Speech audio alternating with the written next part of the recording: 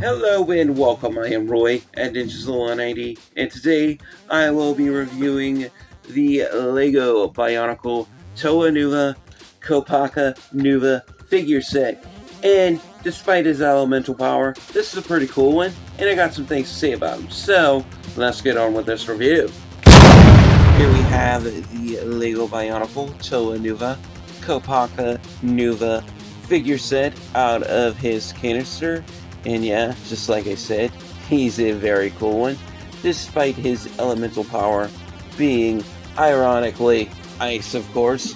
But anyway, going over his canister first, as we can see, first things first, we see the Bionicle logo right there, and we have a really cool picture of the figure that you are getting inside, which is Kopaka-Nuva. And of course we have the LEGO logo right there, and we have Kopaka-Nuva with his ice blades on his feet as ice skis. And of course we do have the Bionicle logo right there. We have a bunch of information for the Bionicle website, which is unfortunately no longer up. And of course we do have a small instructional picture right there showing you how to attach his ice blades to his feet to become his ice skis. But anyway, now taking a look at the figure itself, he is wearing his Kanoe Akaku, which is the Kanoe mask of ice, and also X-ray vision, which means he can also basically see through walls and stuff, and he can also zoom in on his enemies and kind of basically snipe them from a far distance. And unlike his original Toa Mata form, just like all the rest of the Toa Nuva, he is wearing armor, and the armor is removable. And of course, taking off his mask so we can get a closer look at that. Yeah, these older masks, they just clip onto the face, and of course here we have his face without his mask, and we do have some very translucent icy blue eye stalks in there, which they're supposed to be removable, but they have not been removed since 2002, because I don't know how to remove the old original eye stalks from the old Bionicle heads, so it's just stuck in there.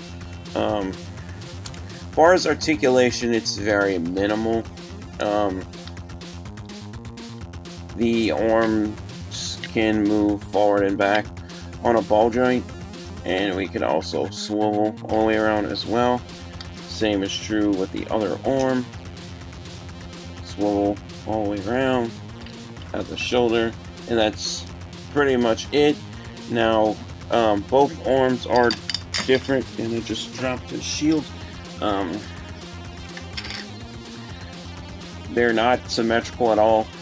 This would have been his sword arm for the original Kopaka set, which I have previously reviewed. And of course, we do have the another original limb piece for his left arm, his right arm as well. So yeah, trying to get his shield back on.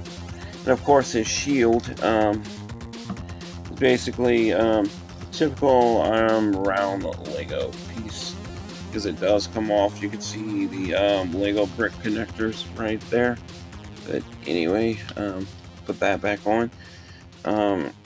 We do have, and also his shield can spin on his clip peg. If you want to spin it, you can. But we do have articulation in the right wrist as well, so we can rotate those eye sorts of his.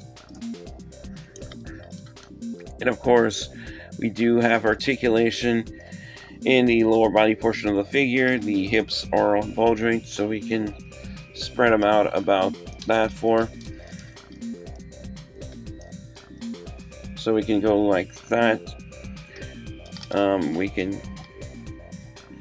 kick his legs about that far, not a whole lot, and back.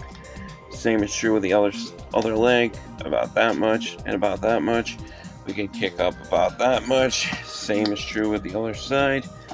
Not a whole lot of articulation, and of course the feet, the ankles are on ball joints, so we can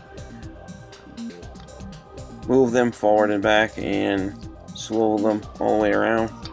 Same is true with the other foot.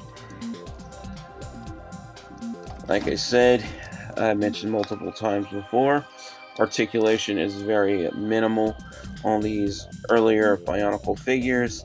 Now, of course, the right arm does have a little bit more articulation than the left because of the gear function. Now, of course, I can modify them both to move, but that's not how it's made. So you can basically use his gear function to swing his ice swords, and that's about it.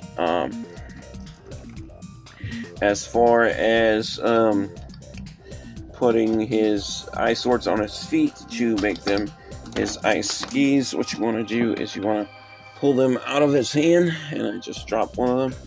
And we do have these cross pins with the little with the Lego brick notch and the little washer in them. Same thing we have on the Toa Nuva figure set that I just previously reviewed. And what we do is pull those out, grab this, move them.